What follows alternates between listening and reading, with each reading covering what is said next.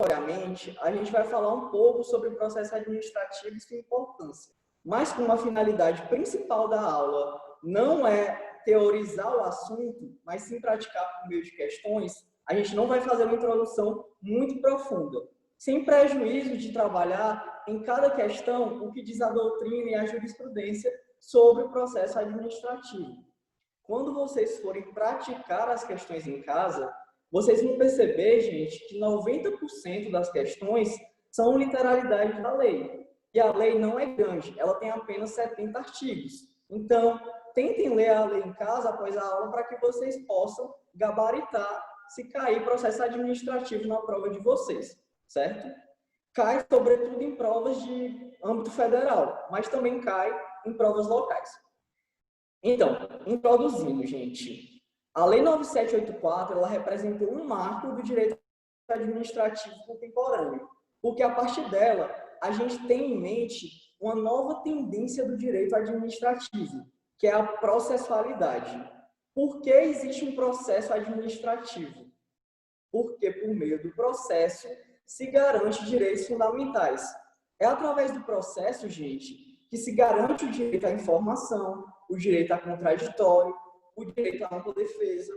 E percebe-se que no estudo do direito administrativo, durante muito tempo, olhou-se apenas para o ato final. Imagine, por exemplo, uma sanção de polícia, ou então um ato de permissão.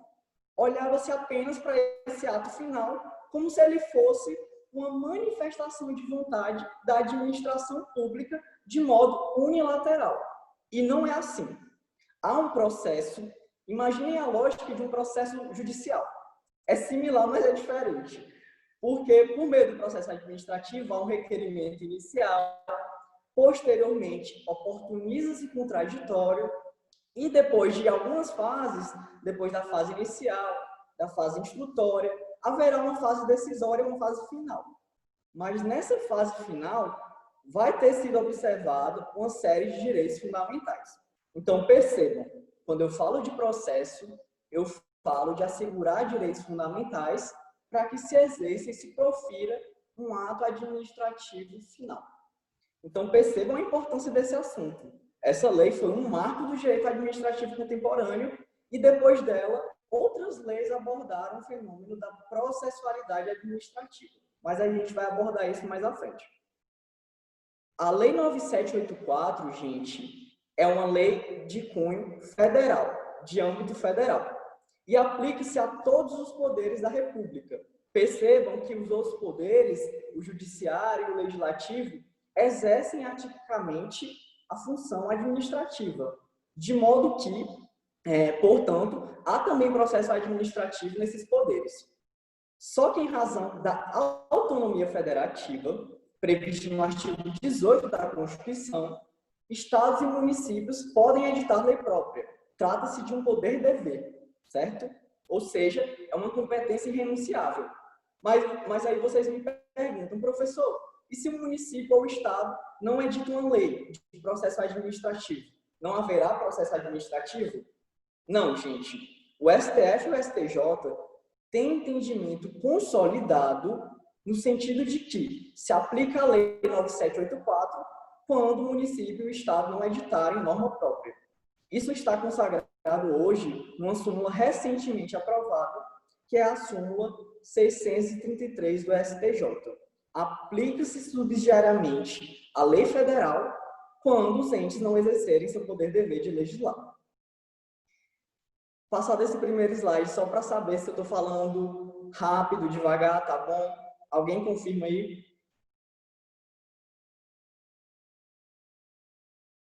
Gente?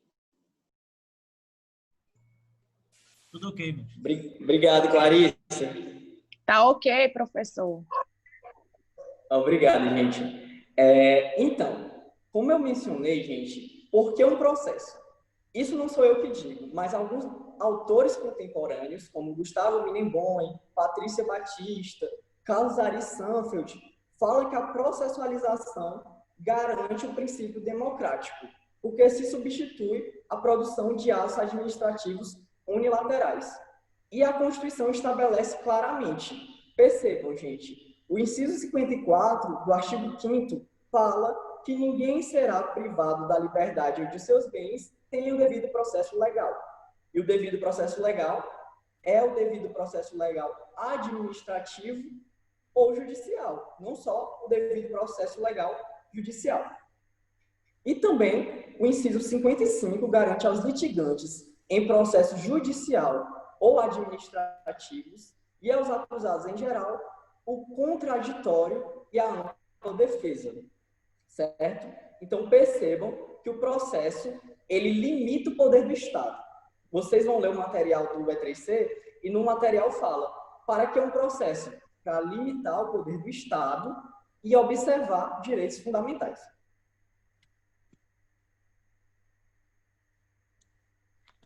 Então, nessa nova tendência, deixa de se analisar apenas o ato administrativo, que na forma da lei de ação popular tem aqueles 5 elementos que a gente já sabe, que é a forma, competência, finalidade, motivo e objeto, e passa a se analisar também o processo.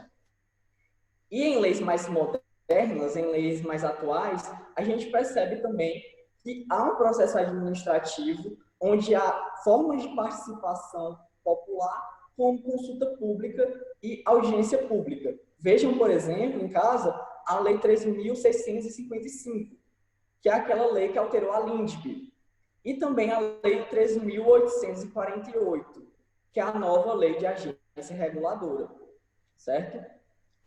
Então, passamos a introdução, agora a gente pode entender a importância de estudar o processo administrativo e pode, portanto, também praticar por meio de questões. Vamos lá, gente. Nos processos administrativos, questão de número 1. Nos processos administrativos, serão observados, entre outros, os critérios de: letra A, atuação conforme a lei e o direito, observância das formalidades essenciais à garantia dos direitos dos administrados. Letra B, cobrança de despesas processuais, impulsão, somente quando provocado no processo administrativo, sem prejuízo da atuação dos interessados. Letra C, divulgação oficial dos atos administrativos, sem ressalvas, impessoalidade administrativa, quando constatada conveniência. Letra D, atuação quando e conforme conveniência administrativa, celeridade e objetividade. E, por fim, letra E, interpretação da norma administrativa da forma que melhor garanta o interesse público a que se dirige, podendo aplicar de forma retroativa nova interpretação. Então, espero que vocês tenham respondido em casa, mas se vocês não tiverem respondido em casa, a resposta, quando você lê a questão, você já percebe. E o nosso gabarito, eu vou dizer depois de explicar alguns princípios para não ficar fácil demais. Pois bem, gente, o que é que acontece? Essa questão, ela cobra princípios do processo administrativo e também critérios do processo administrativo. E quais são os princípios, gente? Então, princípio da legalidade, que é aquela vinculação positiva à lei, e devido à vinculação positiva à lei, há o dever de autotutela para que se restaure a legalidade da ordem administrativa. Vocês sabem que a administração pode anular atos ilegais de ofício, respeitada a boa-fé sempre. Princípio da finalidade pública. Motivação, que é um requisito de forma, os atos devem ser motivados. Razoabilidade e proporcionalidade. Moralidade, eficiência, interesse público, ampla defesa e, por fim, gente, o outro princípio consagrado na lei é o princípio da informalidade ou formalismo moderado. Percebam, a forma só é essencial quando estiver prevista em lei e sempre se aplica aquele princípio do processo civil da instrumentalidade das formas.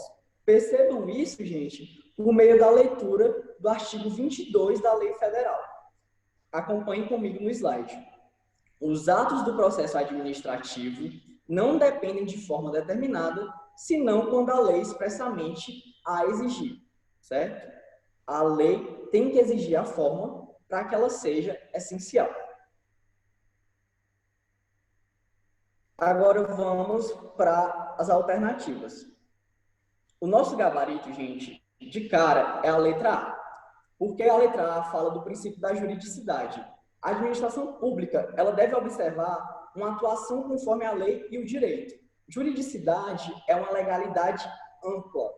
A administração deve observar a Constituição, primeiramente, posteriormente tem que observar a lei e também tem que observar os decretos e atos normativos editados.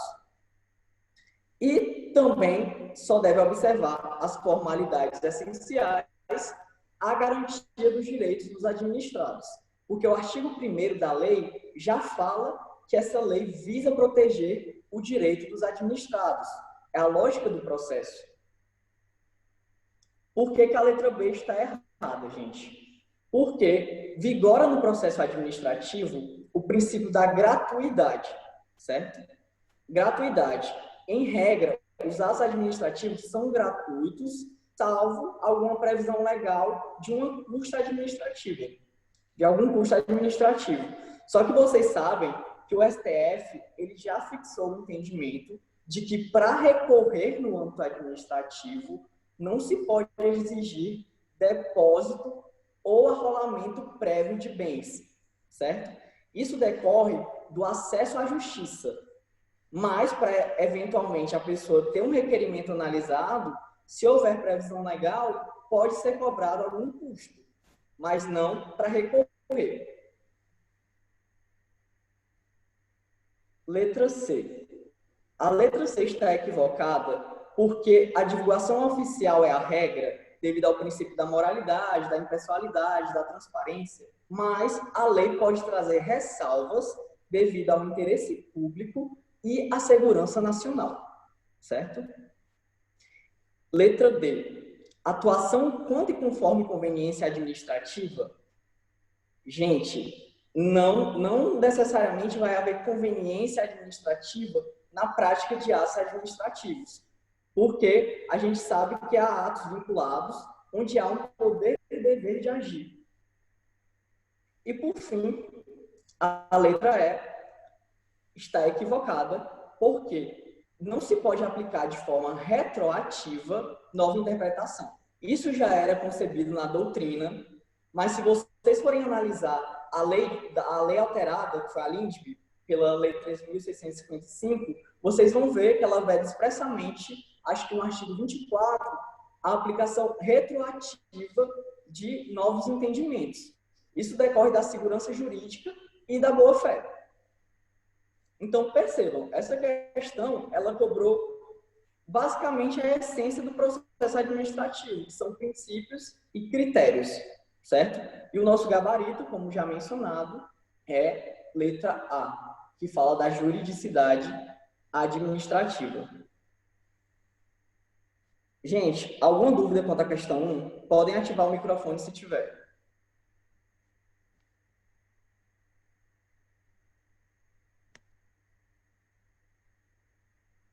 Não? Depois eu vou passar para a próxima. Questão de número 2. Acerca do processo administrativo, assinale a opção correta. Essa questão, ela traz basicamente, gente, alguns conceitos, tanto de processo administrativo geral, que é o que é regulado pela Lei 9784, mas que se aplica subsidiariamente aos demais processos administrativos, e também aborda o processo administrativo fiscal, certo? A gente não vai trabalhar de forma muito aprofundada esse tema hoje, de processo administrativo fiscal, mas com as noções de processo administrativo geral, vocês conseguem responder a questão. Então, vamos lá. Acerca do processo administrativo, assinale a opção correta. Antes de responder, eu quero falar com vocês um pouco de legitimidade. A lei de processo ampliou a legitimidade para que diversas pessoas físicas e pessoas jurídicas, possam buscar alguns direitos fundamentais e direitos difusos, direitos coletivos, similar àquela lógica do CDC, certo? porque visa se ampliar o acesso à justiça. E também se ampliou o objeto de tutela, além de ampliar a legitimidade. Analisem comigo o artigo 9º, gente. São legitimados como interessados no processo administrativo pessoas físicas ou jurídicas que o iniciem como titulares de direitos ou interesses individuais ou no exercício de direito de representação. 2. Aqueles que, sem terem iniciado o processo, têm direitos ou interesses que possam ser afetados pela decisão a ser adotada. Quem puder ser afetado tem que ter o direito ao contraditório oportunizado. Inciso 3. As organizações e associações representativas no tocante a direitos e interesses coletivos. E, por fim, 4. As pessoas ou associações legalmente constituídas quanto a direitos ou interesses difusos. Em regra, gente, o processo administrativo ele não é obrigatório, porque a gente sabe que vigora no ordenamento jurídico a inafastabilidade da jurisdição. Mas há algumas exceções legais e constitucionais que vocês devem conhecer. No caso de requerimento de benefício previdenciário, o STF entende que deve haver a prévia negativa do benefício para que se vá ao judiciário. No que toca ao habeas data, há disposição expressa na Lei 9.507, no sentido de que deve haver o prévio requerimento de informações e também há uma exceção no que toca à reclamação. Reclamação por violação à súmula vinculante. Mas apenas, gente, não se esqueçam disso, apenas se envolver reclamação de conduta administrativa, certo? Se houver conduta administrativa, tem que haver o esgotamento das instâncias para que eventualmente se valha do judiciário.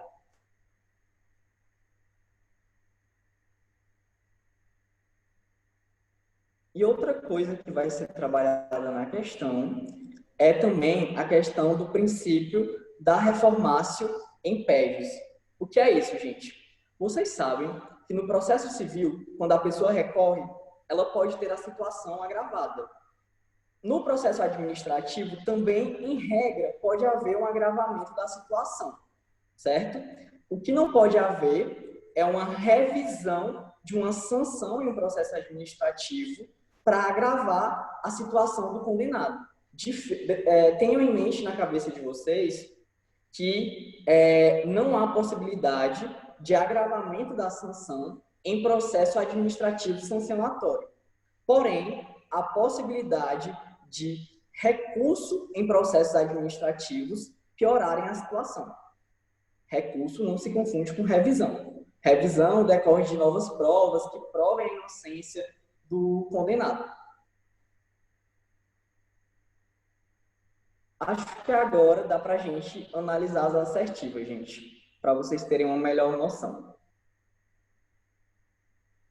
Questão de número 2. Sobre o processo administrativo, letra A. O processo administrativo em geral, no âmbito da União, pode ser instaurado de ofício ou por iniciativa dos interessados, entre os quais se incluem as pessoas e associações legalmente constituídas quanto a direitos ou interesses difusos. Gente, esse, de cara, é o nosso gabarito, certo? Como eu mencionei, houve uma ampliação da legitimidade e do objeto na lei.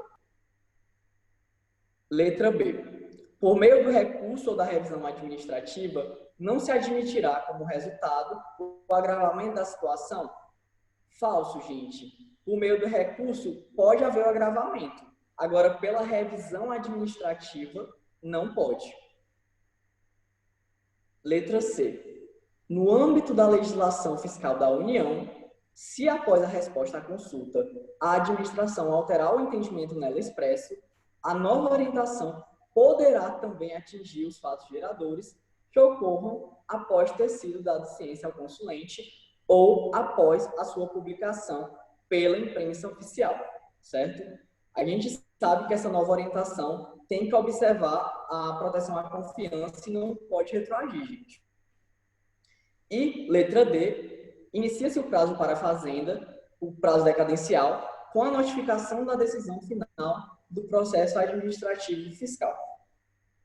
Gente, vocês vão estudar em direito tributário que antes do lançamento não se começa a correr prazo prescricional, mas apenas prazo decadencial.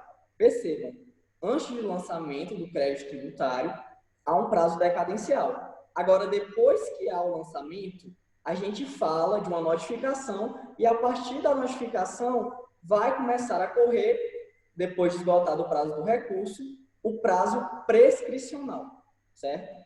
Prazo prescricional. Por isso que a assertiva está errada, porque inicia-se para a Fazenda o prazo prescricional com a notificação da decisão final do processo administrativo fiscal. Então, o nosso gabarito é letra A. Alguma dúvida, gente, na questão 2? Falem pelo microfone ou então pelas mensagens. Se não tiver, eu vou passar para a próxima.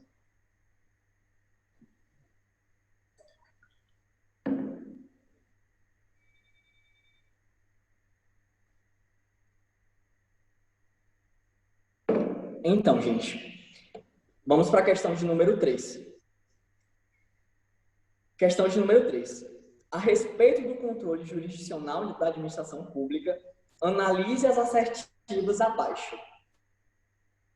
Como essa questão envolve um pouco de doutrina, a gente vai responder ela de modo coletivo.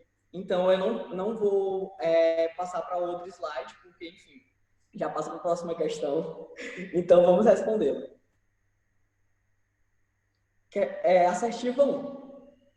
No Brasil, vigora o sistema de jurisdição dupla que se caracteriza pela existência paralela de duas ordens de jurisdição, a ordinária ou comum e a administrativa, destinada a julgar litígios que envolvem a administração pública.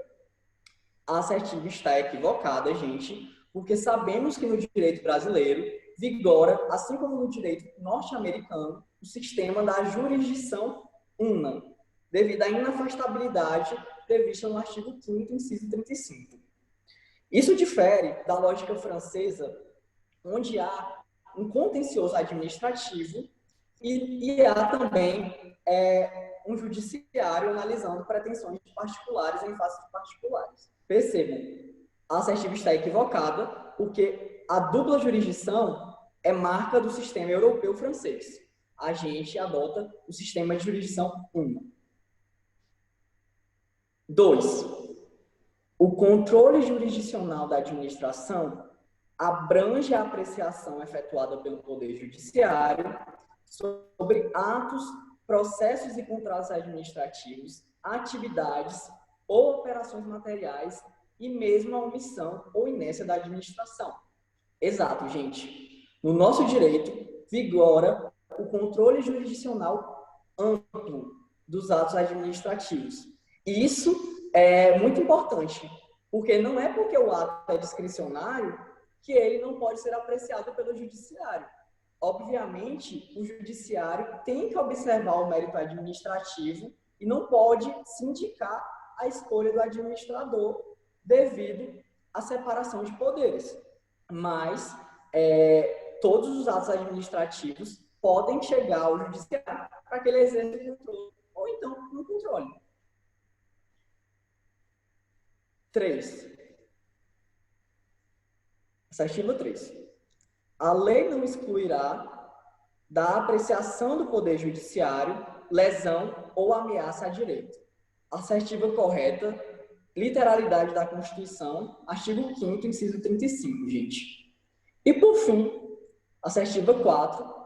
A regra é que se exige o esgotamento da via administrativa para que se possa ingressar em juízo, visando a apreciação pelo Poder Judiciário. Falso, gente. A gente acabou de falar, no slide passado, que, em regra, não há necessidade de esgotamento das instâncias administrativas, certo? Apenas em casos constitucionais, como a Justiça Desportiva, e aqueles casos que eu mencionei, vai haver uma exceção. Então, nosso gabarito é D, que fala que a assertiva 2 e 3 estão corretas.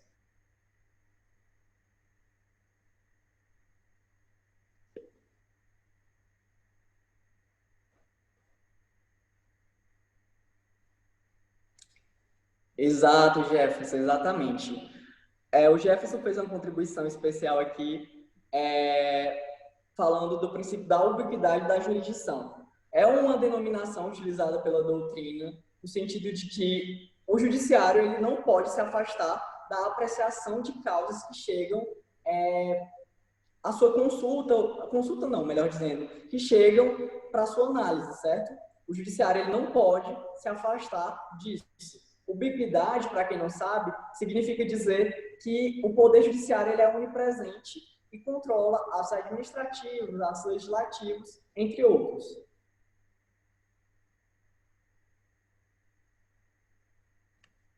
Alguma dúvida na questão 3 ou eu posso passar para 4, gente?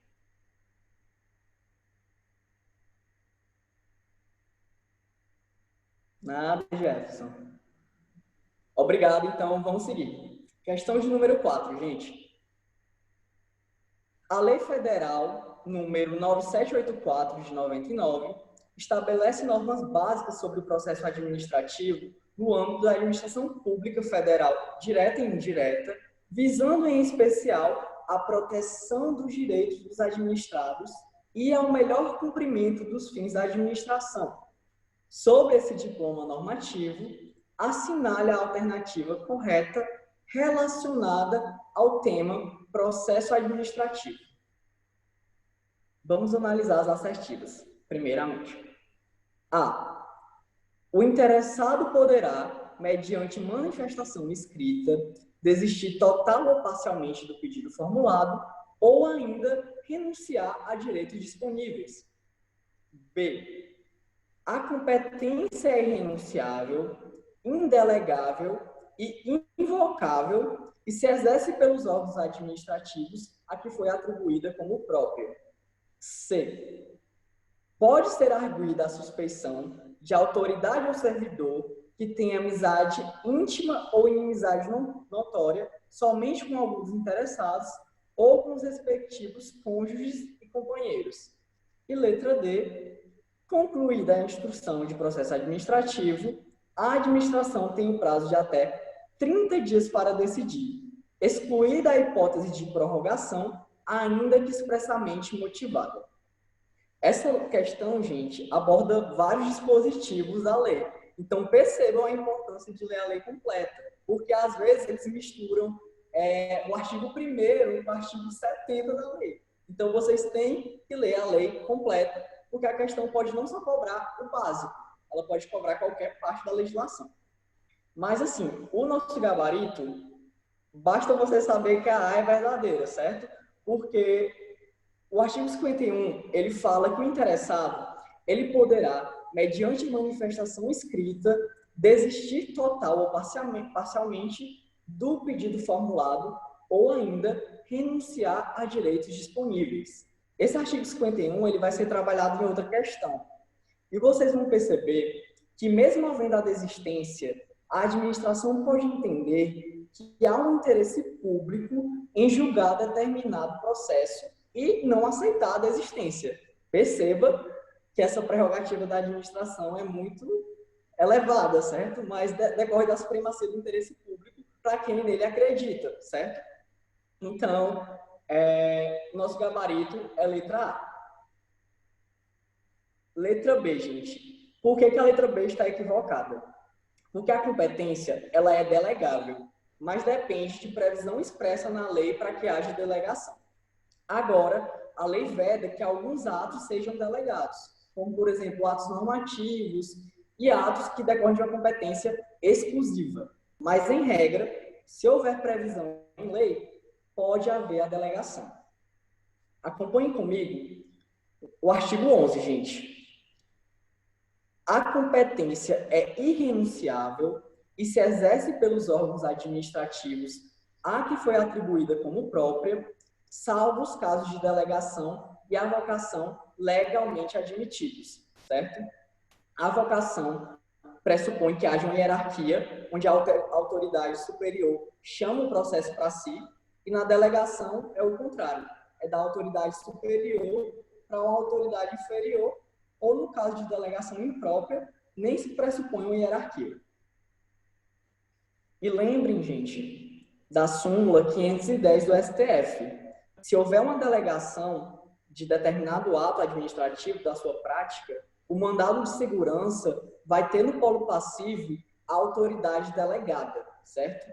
Isso é muito importante para fins de prova discursiva, porque não é a autoridade que delegou que figura no polo, mas a autoridade delegada. Não se esqueçam disso. Súmula 510.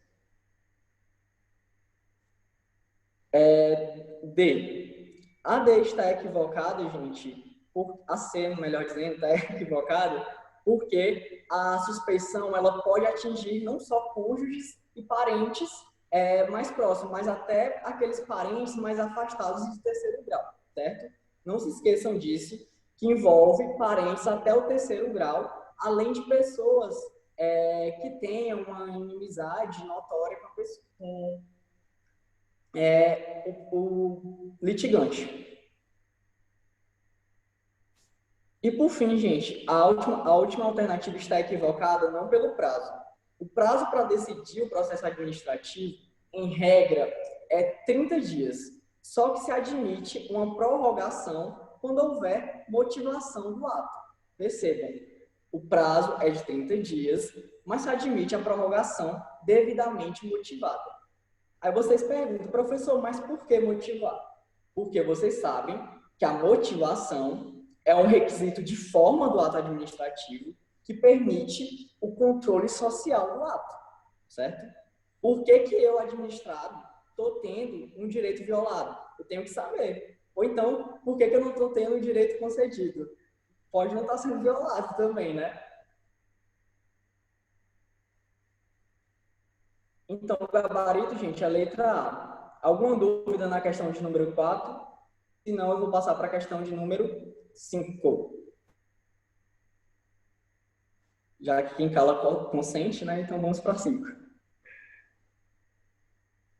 5, gente, CESP.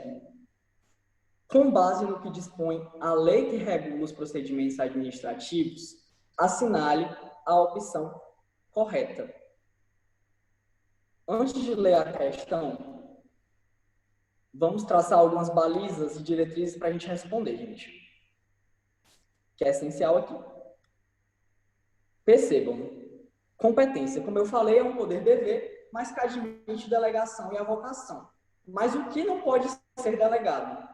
O artigo 13 da lei fala que não pode ser objeto de delegação a edição de atos de caráter normativo, a decisão de recurso administrativo e as matérias de competência exclusiva do órgão ou autoridade. E, por sua vez, o artigo 15, ele fala que será permitido em caráter excepcional e por motivos relevantes devidamente justificados a avocação temporária de competência atribuída a órgão hierarquicamente inferior. Professor, quais são os requisitos para a avocação? Percebam, excepcionalidade, hierarquia e temporariedade. Não se esqueçam, excepcionalidade, hierarquia e temporariedade. Outra coisa essencial para vocês responderem a questão, que está lá no material do E3C, é o fim da verdade sabida. Professor, o que é verdade sabida? A verdade sabida era uma premissa que havia no processo administrativo autoritário, no sentido de que, quando, por exemplo, havia evidente prova de que o sujeito tinha praticado determinada conduta, não haveria necessidade de se abrir dilação probatória, enfim, de oportunizar contraditório, porque já estava tão evidente que a pessoa praticou determinado ato, determinada infração, que era uma presunção absoluta de culpa, certo? Percebam que isso é muito autoritário. E a nossa Constituição, ela assegura contraditório e ampla defesa no processo administrativo.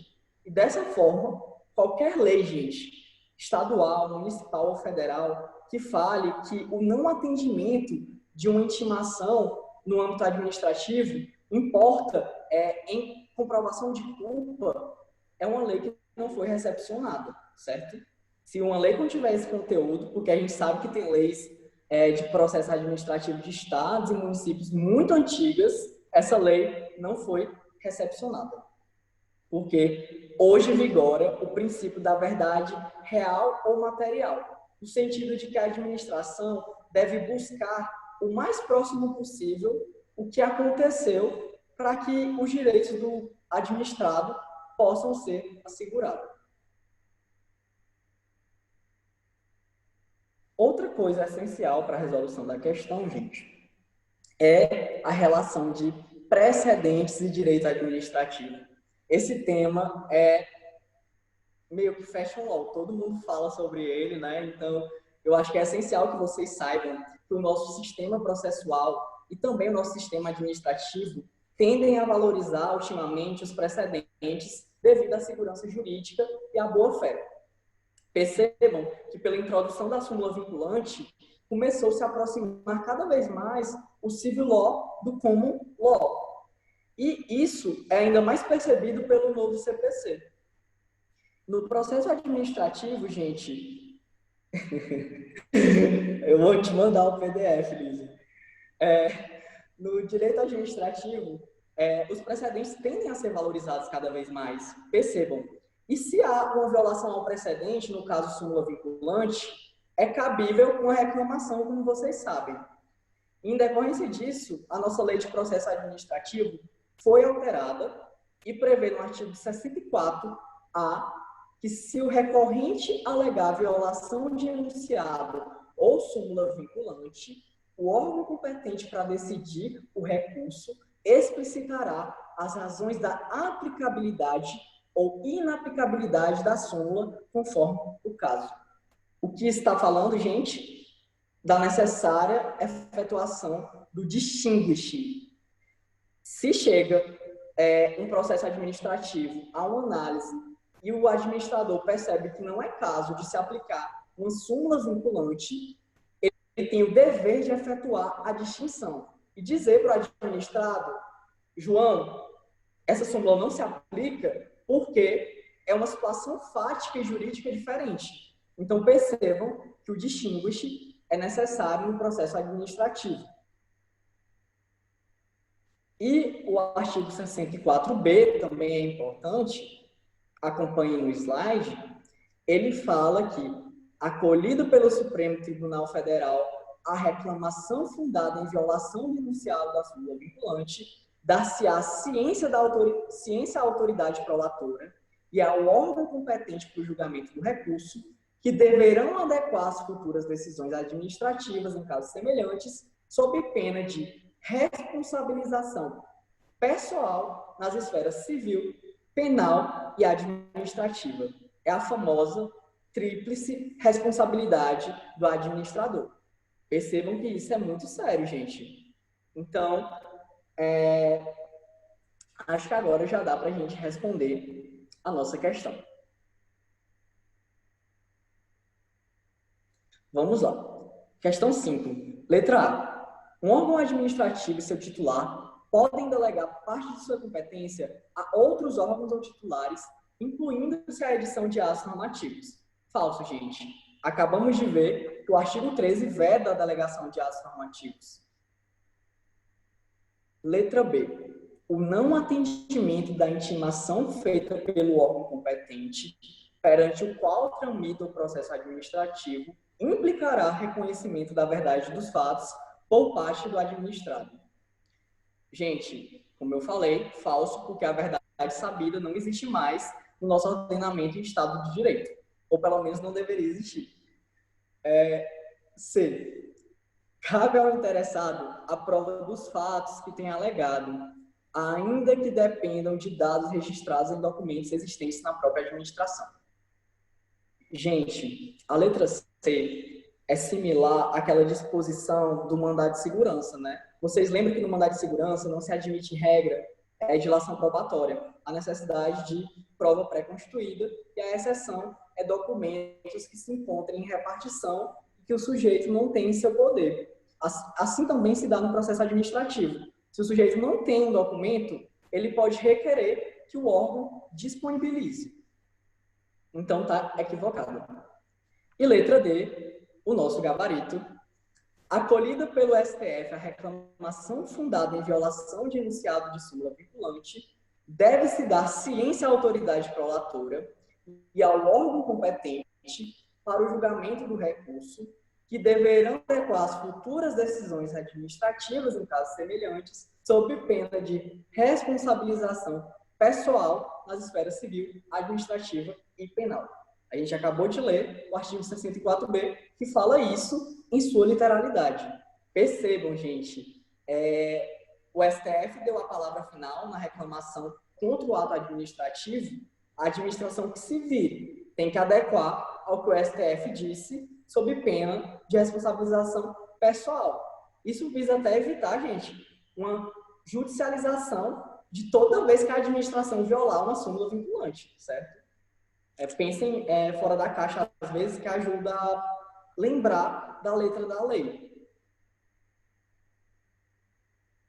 E, por fim, a EA está equivocada porque o direito da administração de anular os atos de que decorrem efeitos favoráveis são contados da data em que praticado, mas esse direito ele não decai em caso de má-fé. Não se aplica o prazo de 5 anos, melhor dizendo, em caso de má-fé, segundo o artigo 54 da Lei de Processo Administrativo. Gente, podemos passar para a questão de número 6. Vocês estão entendendo? A aula está fluindo?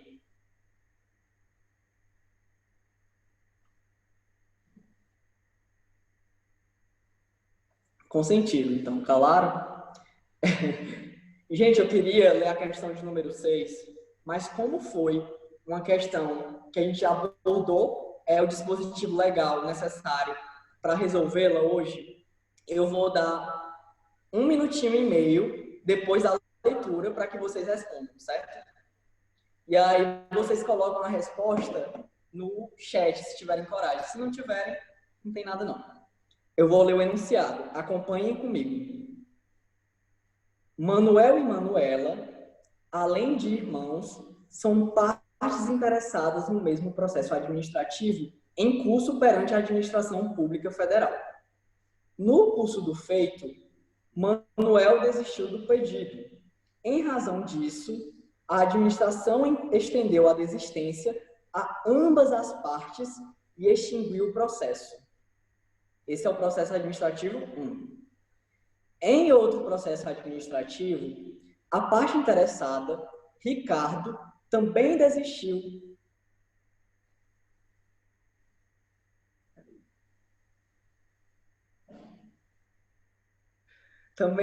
Eu acho que vão gravar, eu espero, mas eu não tenho certeza dessa informação. Eu confirmo com vocês depois, tá? Continuando aqui a leitura. Em outro processo administrativo, a parte interessada, Ricardo, também desistiu do seu pedido, o que foi negado pela administração por considerar que o interesse público justificava a continuidade do feito, certo?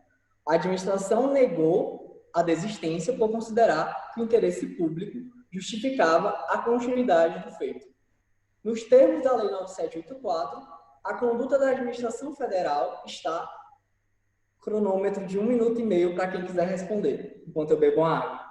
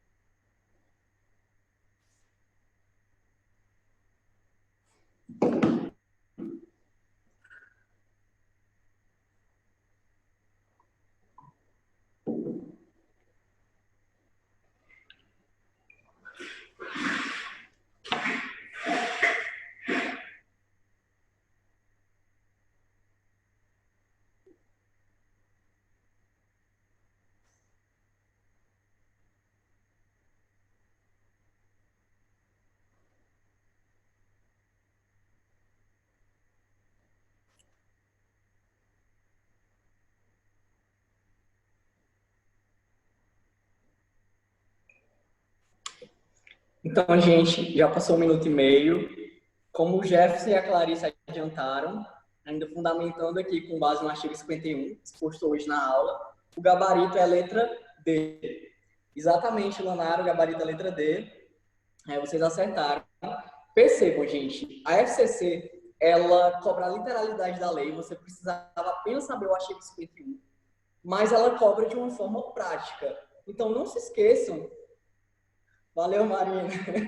A Marina também falou, eu não tinha visto aqui na mensagem. Então, gente, lembrem sempre que a FCC cobra a letra de lei, mas não é uma cobrança acrítica. Ela bota uma contextualização, e vocês têm que pensar no dispositivo. Então, no primeiro caso, a desistência se aplica apenas a quem requereu, certo? Seria muito autoritário você extinguir um processo para os dois requerentes se apenas um desistiu. Isso é meio lógico. E, no que toca ao segundo processo, a administração pública pode ver que o interesse público recomenda a continuidade, mesmo tendo havido o requerimento da desistência. Percebam que isso está na lei, e eu já tinha falado hoje. Como a gente respondeu coletivamente, acho que nem precisa perguntar se vocês têm dúvida, né? Leiam a lei em casa. Então, gente, questão de número 7. CESP. Tendo como fundamento a Lei 9784, que rege o processo administrativo brasileiro, bem como o entendimento do STF acerca do que dispõe essa lei, assinale a opção correta. Antes de analisar as assertivas, nessa questão é essencial que a gente entenda algumas súmulas vinculantes, certo? A jurisprudência de processo administrativo costuma ser mais consolidada, a cobrança se dá mais de súmula vinculante, ou enfim, alguma repercussão geral. Não é uma cobrança de precedentes que foram proferidos uma vez na história do STF. Percebam, súmulas vinculantes de processo administrativo. A primeira que eu quero falar é a súmula vinculante 5, no sentido de que a falta de defesa técnica por advogado no processo administrativo disciplinar não ofende a Constituição. A defesa técnica é uma faculdade do sujeito, certo? Então, se ele não quiser ser assessorado por advogado no âmbito do processo administrativo disciplinar, ele não vai ser, certo? Ele não vai estar renunciando. O contraditório é ampla defesa, ele vai estar renunciando o seu exercício. Súmula vinculante 3. Essa súmula é a mais cobrada quando se fala de processo administrativo. Nos processos perante o Tribunal de Contas da União, asseguram-se contraditória a ampla defesa quando da decisão puder resultar anulação ou revogação de ato administrativo que beneficie o interessado, excetuada a apreciação da legalidade do ato de concessão inicial de aposentadoria, reforma e pensão. Gente, essa súmula ela tem duas partes muito importantes. Na primeira, a gente vê que a regra é haver o contraditório e a ampla defesa no processo administrativo.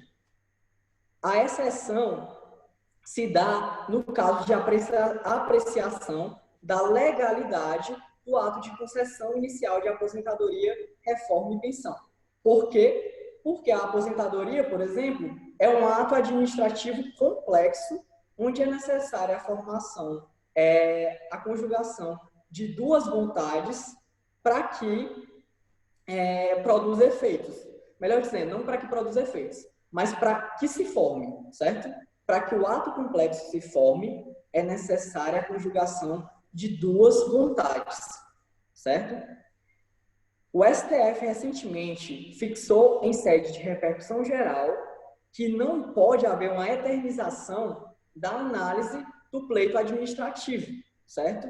E o que se entende? Que, passado o prazo de 5 anos, a contar da chegada do processo ao Tribunal de Contas, vai haver a decadência do direito à revisão. Percebam, o prazo de 5 anos agora, na visão do STF, é aplicado para a apreciação da aposentadoria a partir da chegada do processo no Tribunal de Contas. Isso é uma mudança radical, porque antigamente passava mais de 10 anos para o processo ser analisado e a administração não decaía nesse direito de revisar. Hoje, o STF, considerando a segurança jurídica e a proteção da confiança, em 2019, ou foi 2020? Acho que foi 2020, melhor dizendo. O STF entendeu que o prazo de 5 anos se aplica, mas o termo é diferido. O termo é a partir da chegada do processo ao Tribunal de Contas. Não se esqueçam disso, gente. E, por fim, uma súmula vinculante muito importante também é a 21, que a gente já falou hoje, no sentido de que é inconstitucional a exigência de depósito ou arrolamento de bens para que se recorra administrativamente devido ao acesso à justiça. Então, vamos falar também, antes de responder a questão, de silêncio administrativo. Na administração pública não vigora aquela máxima que a gente aprende de que quem cala, consente, certo?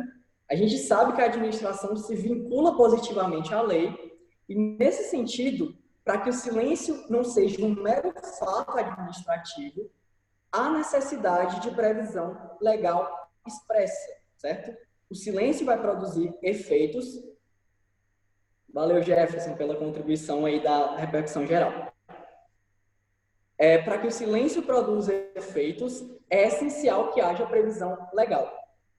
Percebam, o artigo 40 da lei é claro quanto a isso. Quando dados, atuações ou documentos solicitados ao interessado forem necessários à apreciação do pedido formulado, o não atendimento do prazo fixado pela administração para a respectiva apresentação implicará arquivamento do processo, certo? Então, assim, se não atendeu determinado requerimento na forma do artigo 40, não vai haver a concessão do pleiteado, vai haver o quê? Arquivamento do processo. E esse silêncio administrativo, ele foi tratado em uma lei muito recente, que vocês devem ter visto, que é a Lei 13.874, a Lei de Liberdade Econômica. O que a lei fala, gente? Ela traz no artigo 3º, inciso 9º, a garantia de que nas solicitações de atos públicos de liberação de atividade econômica, quando houver todos os elementos necessários à instrução, o particular ele deve ser cientificado expressamente da análise do seu pedido. E se não houver a análise do pedido no prazo máximo estipulado, vai haver uma aprovação tácita para todos os efeitos. Percebam, há uma cláusula geral de eficácia do silêncio na lei de liberdade econômica. Mas vocês me perguntam, professor, essa lei se aplica irrestritamente no direito administrativo? E a resposta, gente, é não. Essa lei, ela não se aplica irrestritamente no direito administrativo, mas apenas para atos de liberação de atividade econômica, certo? Tenham em mente essa disposição recente e também tenham em mente que o artigo 1º da lei, ele ressalva a aplicação da lei quando envolver matéria urbanística, matéria tributária, alguns outros tipos de matéria, certo? No que toca ao direito econômico, há uma liberação imediata da atividade econômica se não há uma resposta no prazo, certo? Aí vocês me perguntam, professor, essa lei se aplica inclusive a estados e municípios? Gente, no caso do artigo 3º, inciso 9º, não. Em regra, essa lei é uma lei empresarial e civil que se aplica nacionalmente, mas quando importa a análise de ato administrativo, a gente sabe que cada ente tem sua autonomia para legislar sobre matéria administrativa. Então, a lei fala que, nesse caso, tem que haver uma adesão expressa para que se aplique a estados e municípios.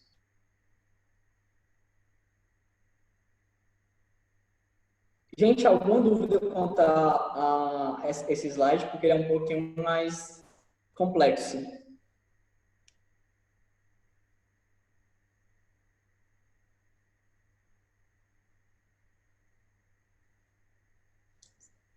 Sim, Lana, pode dizer.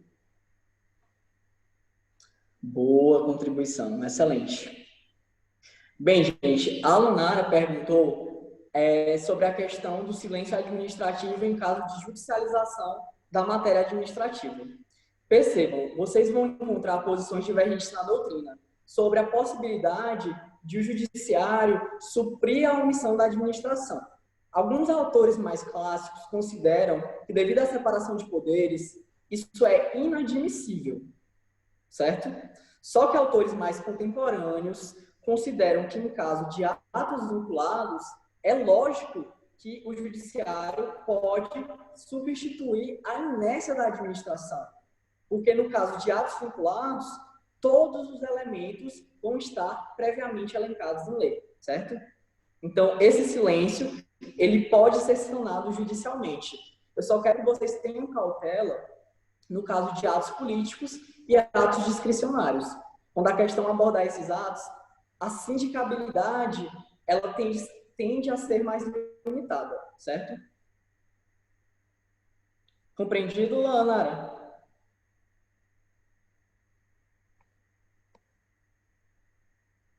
Acho que sim, né?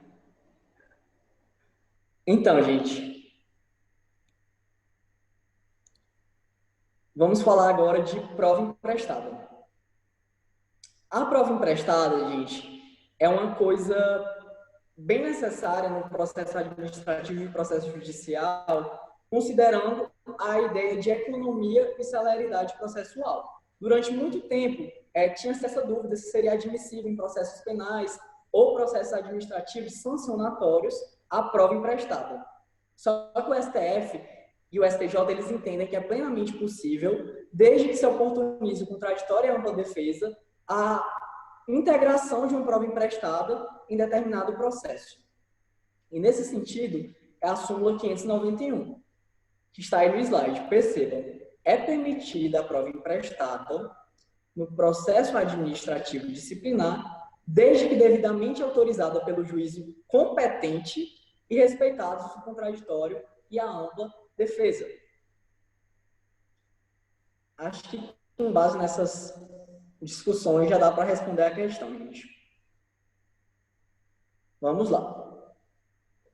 Tendo como base a lei e o STF, o que o STF diz, analise. A falta de defesa técnica por advogado no processo administrativo disciplinar ofende a Constituição. Errado, gente. A gente viu que é uma faculdade o exercício da ampla defesa e contraditório por meio de advogado no PAD. B. Quando dados, atuações ou documentos solicitados ao interessado forem necessários à apreciação do pedido formulado, o não atendimento no prazo fixado pela administração para a respectiva apresentação importará em julgamento desfavorável ao administrado? Falso, gente. No artigo 40, vocês vão perceber que o não atendimento vai importar no arquivamento do processo, certo? Acabamos de ler o artigo 40 e ele fala que vai haver um arquivamento do processo se não houver apreciação. C. Nos processos perante o Tribunal de Contas da União, asseguram-se o contraditório e a ampla defesa quando a decisão puder resultar anulação ou revogação de ato administrativo que beneficie o interessado, como ocorre com a apreciação da legalidade do ato de concessão inicial da aposentadoria, reforma e pensão. A letra C, gente, está equivocada porque a súmula vinculante 3 exclui a apreciação da legalidade da aposentadoria, reforma e pensão dessa oportunização de contraditório e ampla defesa, certo? D. Dados obtidos na interceptação de comunicações telefônicas e em escutas ambientais, judicialmente autorizadas para a produção de prova em investigação criminal ou instrução processual penal, podem ser usados em PAD contra a mesma ou as mesmas pessoas em relação às quais foram colhidos ou contra outros servidores cujos supostos ilícitos teriam despontado a colheita dessa prova. E, gente, exatamente o nosso gabarito, certo? É admissível a prova emprestada no processo administrativo disciplinar ainda que essa prova ela tenha origem, eventualmente, em uma interceptação telefônica, certo? E, por fim, a letra E está equivocada, porque é inconstitucional a exigência de depósito ou arrolamento prévio de bens para que se recorra administrativamente. Percebam tanto que as questões de processo administrativo se repetem, né? Elas não saem muito da literalidade da lei de súmulas. Então, acho que pela aula já vai dar para vocês gabaritarem grande parte das questões.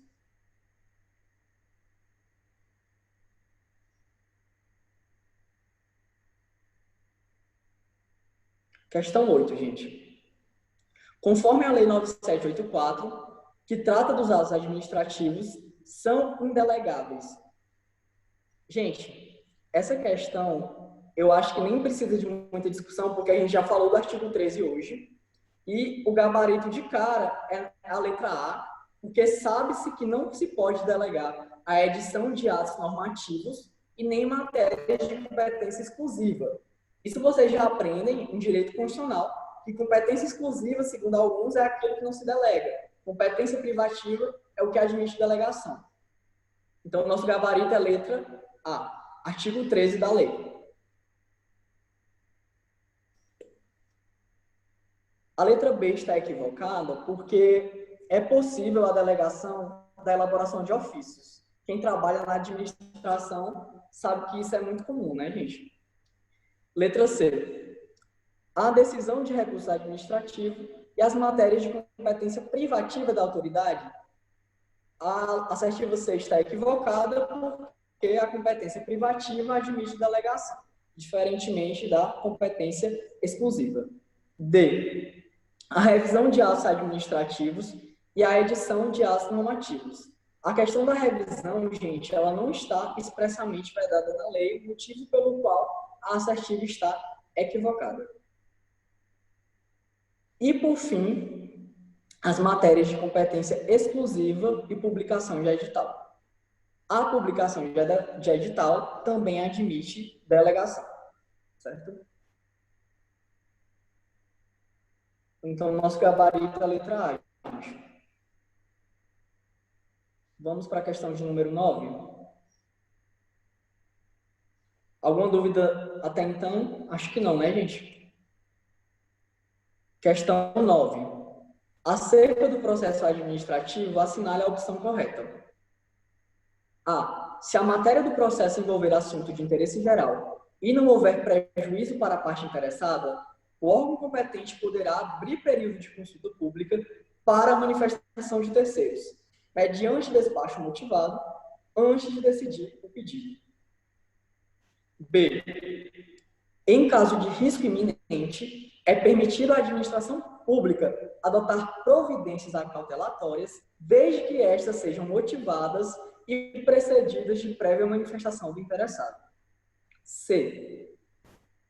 A administração pública deverá anular seus próprios atos quando estes contiverem vício de legalidade ou quando houver motivo de conveniência ou oportunidade. Nesses casos, a anulação produzirá efeitos ex tunc. D. A decisão de recursos administrativos e a prática de atos ordenatórios do processo não são passíveis de delegação e os atos do processo administrativo devem tomar a forma escrita, exigindo-se do reconhecimento de firma dos signatários desses atos. Então, essa questão, ela aborda a literalidade de diversos dispositivos que a gente viu hoje e o nosso gabarito de cara, gente, é o artigo 31 da lei, que é a letra A. Fala da consulta pública, que é um instrumento de participação popular no processo administrativo. Isso está previsto, inclusive, na lei de agências reguladoras, na lei de introdução às normas do direito brasileiro e decorre da democratização do processo administrativo. Leiam comigo o artigo 31, gente. Quando a matéria do processo envolver assunto de interesse geral, o órgão competente poderá, mediante despacho motivado, abrir período de consulta pública para a manifestação de terceiros, antes da decisão do pedido, se não houver prejuízo para a parte interessada. Então, percebam que para abrir para consulta pública, para que terceiros se manifestem no processo, não pode haver prejuízo para a parte interessada. E lembrem também que audiência pública não se confunde com consulta pública. Na consulta pública, haverá o protocolo de peças escritas, enquanto na audiência vai haver a manifestação de determinadas pessoas com o direito a ser ouvida. Uma novidade é que isso está previsto na nossa Lei de Agências Reguladoras, Lei 13.848 de 2019. O artigo 9º fala que serão objeto de consulta pública, previamente à tomada de decisão pelo Conselho Diretor ou pela diretoria colegiada, as minutas e propostas de alteração dos atos normativos de interesse geral dos agentes econômicos, consumidores ou usuários de serviços prestados. Então, aí vocês vão perceber que a consulta pública nas agências reguladoras visa ouvir aqueles que vão ser afetados pelo seu poder normativo, que é considerado constitucional pelo STF, certo? Todos aqueles afetados, agentes econômicos, consumidores, serão ouvidos. Isso vocês vão perceber que a doutrina do direito econômico chama de stakeholders, que são aquelas pessoas que são afetadas pelos atos de determinada entidade.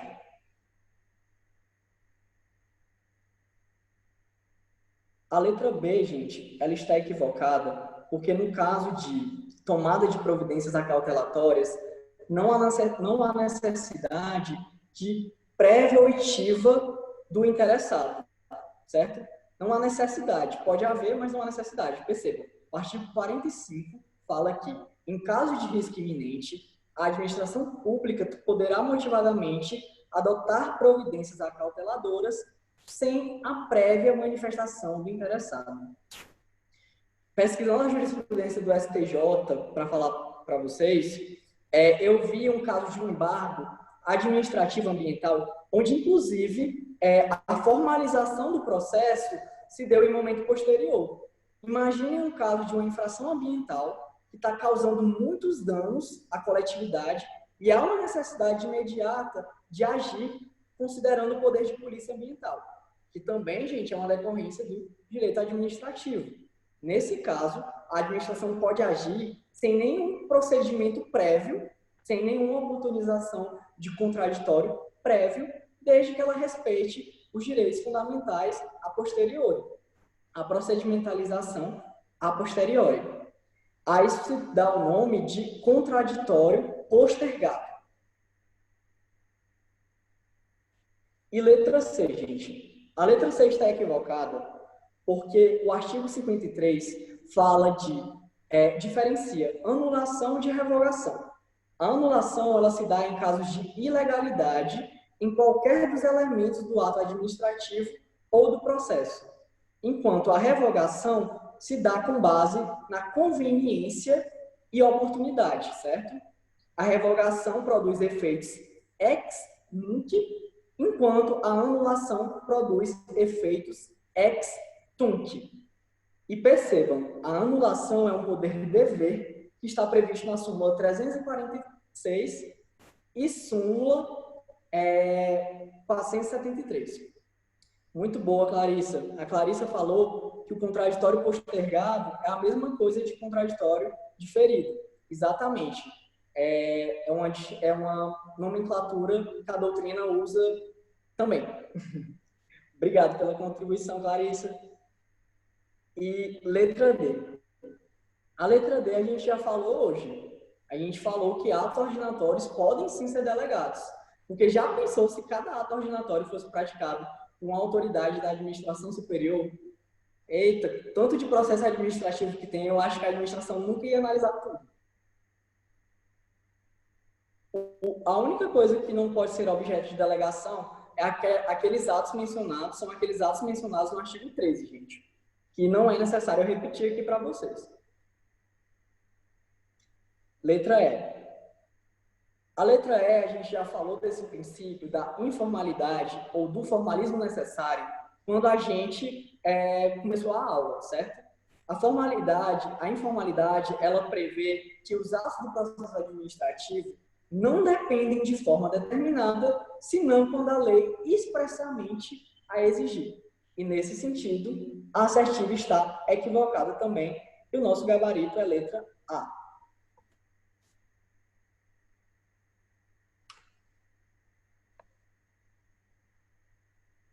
Penúltima questão, gente. Alguma dúvida até então?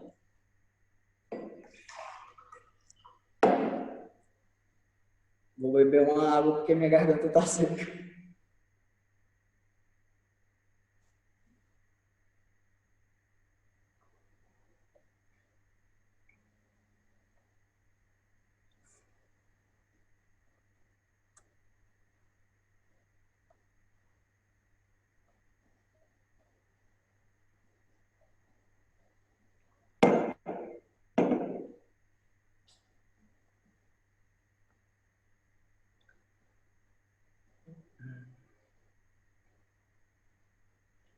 Vamos lá, gente. Questão de número 10.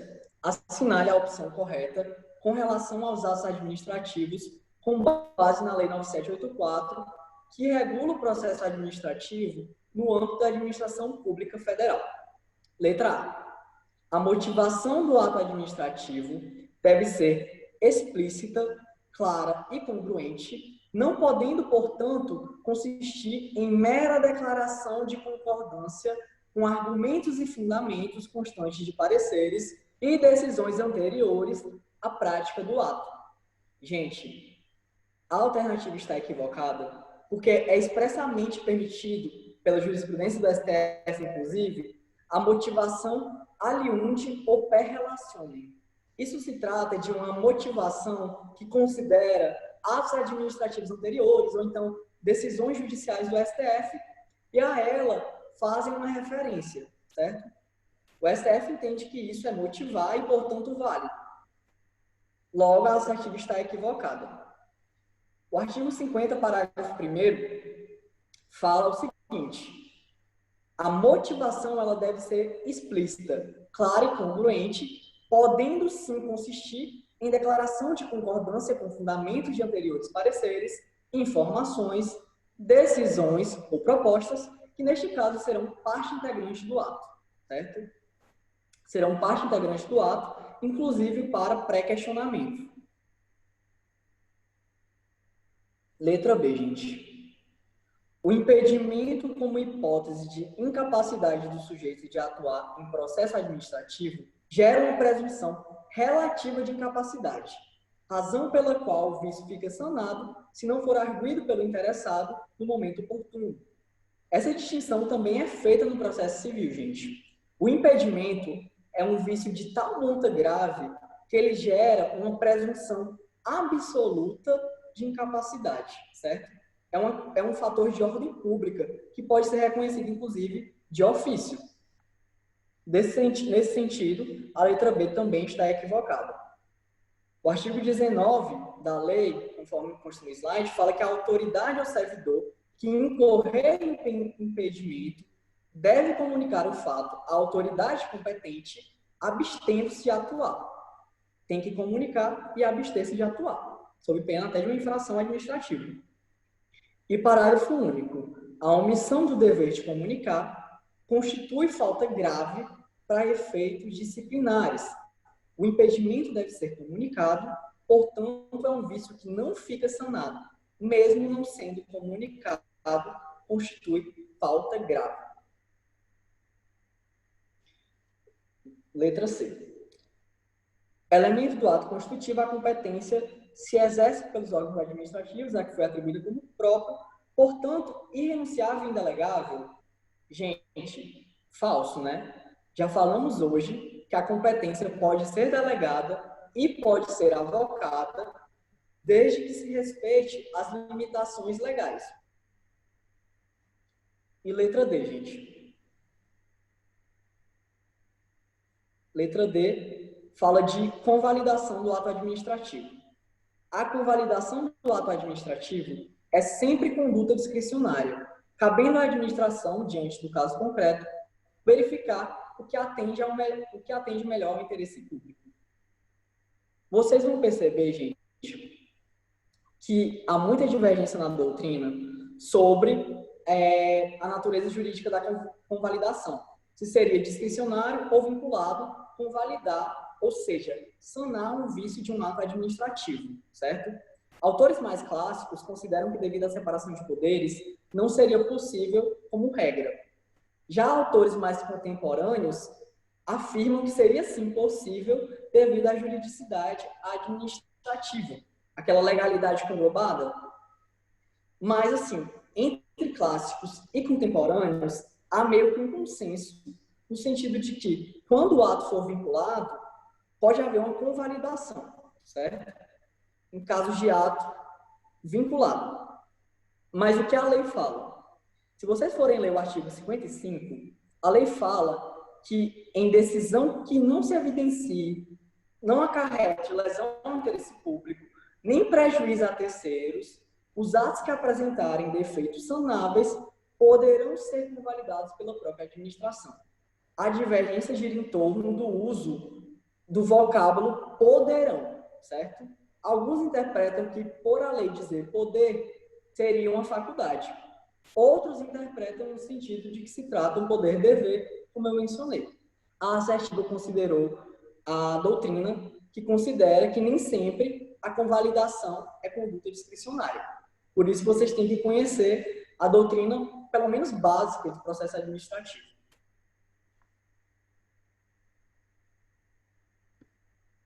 E letra E, gente, que é o nosso gabarito.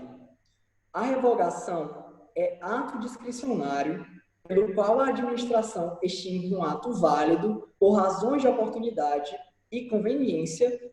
Entretanto, não podem ser revogados, entre outros, os atos administrativos que gerem direitos adquiridos. Exatamente, gente. A revogação se dá com base em uma conveniência e oportunidade. Não se trata de apreciar um vício de legalidade. Por isso que produz efeitos ex nunc, ou seja, daqui para frente.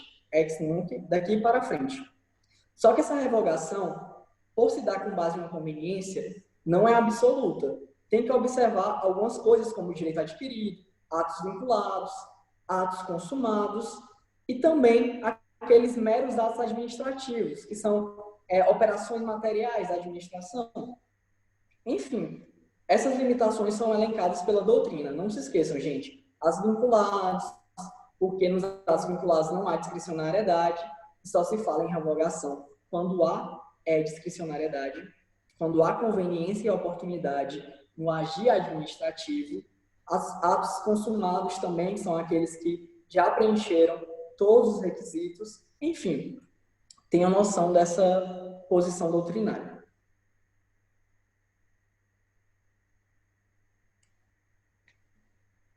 O Jefferson perguntou se a convalidação também é conhecida como sanatória. Jefferson, é exatamente. A doutrina ela costuma utilizar, assim, em termos, melhor dizendo, a doutrina costuma utilizar a sanatória de uma forma mais geral, certo? De uma forma mais genérica. Sendo a convalidação uma das espécies de sanatória.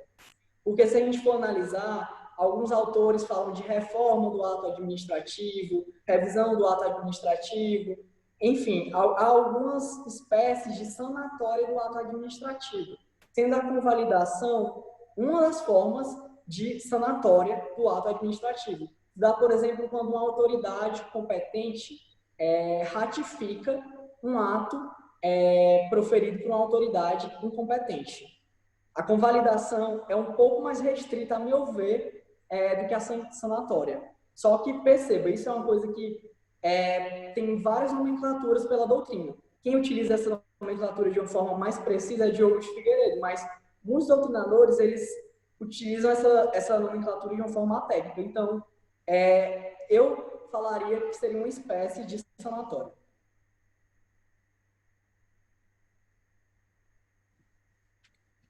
Alguma outra dúvida, gente, na questão de número 10?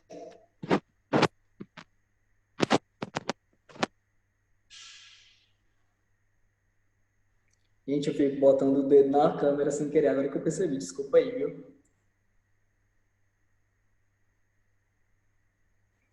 Acho que não, né, gente? Vamos continuar. A última questão. Vocês devem estar com fome. Questão de número 11. A respeito da disciplina referente ao processo administrativo, assinale a opção correta de acordo com a lei. Gente, essa questão a gente já dá para responder sem ter que debater muito a lei. Vamos tentar responder coletivamente. A. Apenas os atos do processo que resultem para o interessado em imposição de sanções devem ser objeto de intimação, estando essa formalidade dispensada para atos de outra natureza, pois se presume o dever do interessado em acompanhar todas as fases do processo. Gente, essa alternativa está equivocada, porque a lei fala claramente da necessidade de motivar até uma série de atos administrativos, certo? Motivar e intimar uma série de atos administrativos. Eu acho que a partir do artigo 50 da lei, vocês vão ver não só os atos que acarretam sanções, mas também como atos que, de certa forma, atingem o interesse direto ou indireto do administrado, devem ser objeto de intimação. Tratem de ler a lei em casa, acho que é artigo 50. Letra B. Como regra, a sindicância constitui condição prévia para a instauração de processo administrativo disciplinar. Gente, a sindicância, que é uma fase do processo administrativo, onde visa-se coletar algumas informações, e também a sindicância como um processo administrativo mais simplificado, digamos, para infrações disciplinares menos graves, certo? Nesse caso, a meu ver, não é uma regra que a sindicância seja uma fase. Se houver elementos que já permitam a instauração do processo administrativo, vai haver a instauração sem a sindicância. C. Na instrução do processo, a administração pública pode, quando a matéria envolver assunto de interesse geral, antes da decisão do pedido, e desde que não haja prejuízo para a parte interessada, abrir consulta pública para que pessoas físicas ou jurídicas possam examinar e apresentar alegações escritas. Gente, já falamos disso hoje. Há uma abertura para consulta pública mediante despacho motivado, certo? Juntar-se-á, quando houver, melhor dizendo, a abertura para consulta pública, alegações escritas, e, nesse caso, não pode haver prejuízo para o interessado. E, nesse sentido, o nosso gabarito é a letra C.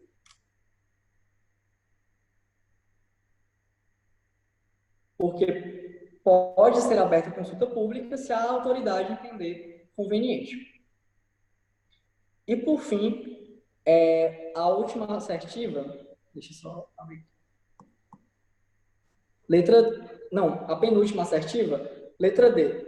No recurso administrativo, o órgão competente pode decidir, confirmar, modificar, anular ou revogar, total ou parcialmente, a decisão recorrida, mas não pode a sua análise implicar agravamento da situação do recorrente. Falso, gente. Já falamos hoje do princípio da reformatio impedius, e esse princípio ele não se aplica no recurso administrativo, mas apenas na revisão administrativa. Lembre-se sempre disso, gente, porque quando se fala de revisão, falamos de processo sancionatório, dentre os quais um processo disciplinar, mas não somente esse. O processo sancionador é muito mais amplo. E, por fim, gente, a última assertiva, a assertiva da liberação, letra E. A autoridade competente para decidir fica vinculada ao relatório e à capitulação proposta pelo órgão responsável pela instrução, estando, assim, impedida de aplicar penalidade mais severa do que a sugerida pela comissão processante. Gente, falso. Quando vocês forem estudar em casa, vocês vão perceber que o processo administrativo, como todo processo, segue uma lógica de início até o final, onde há uma série de atos coordenados visando a produção de um ato administrativo final, certo? Então, há a fase iniciadora, há depois a fase instrutória e depois, por fim, também há uma fase decisória, certo? E nesse caso, gente, após a instrução, há uma formulação de um relatório pela comissão processante, mas a autoridade competente para decidir não se vincula ao relatório produzido. Ela pode decidir de forma diferente, mas para fazer isso ela tem que motivar, obviamente, porque vai se estar aplicando uma sanção, então tem que haver uma motivação expressa para que haja um controle judicial e também um controle social do ato administrativo. Gente, esse foi o nosso último slide. O professor Clécio e o professor Cisnato pediram para que eu falasse de uma forma mais prática, tentasse responder as questões que vocês abordassem as principais formas que as bancas vêm cobrando. Vocês perceberam que não é nada de sete cabeças, é um assunto que vocês conseguem gabaritar se estudarem. Então, eu peço que em casa vocês revisem o que foi passado aqui e também, se possível, leiam a lei, porque é uma lei extremamente pequena, ela só tem 70 artigos e são artigos de fácil leitura. Lembre-se sempre da baliza necessária. Por que processualizar? Para garantir direitos fundamentais. Então, não se esqueçam disso em casa. Tentem fazer o estudo da lei um pouco mais interessante, que eu tenho certeza que vocês vão gabaritar. Eu estou na torcida. Qualquer coisa me contatem por e-mail. É um prazer estar aqui para vocês. Estar aqui com vocês, melhor dizendo, porque, para quem não conhece, o professor Clécio foi a primeira pessoa que confiou em mim para que eu fosse professor. E depois disso eu tive outras experiências e eu sou muito honrado de estar na E3C. O professor Cicinato também aí me dando a oportunidade. E eu espero que eu tenha clareado alguns assuntos para vocês hoje, certo? Devido à limitação de tempo, é só isso. Bom almoço e prazer, viu, gente?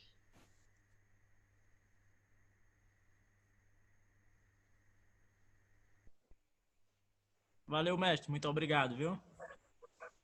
Valeu, grande. Obrigadão aí. Você encerra? Encerro sim, pode deixar. Encerro.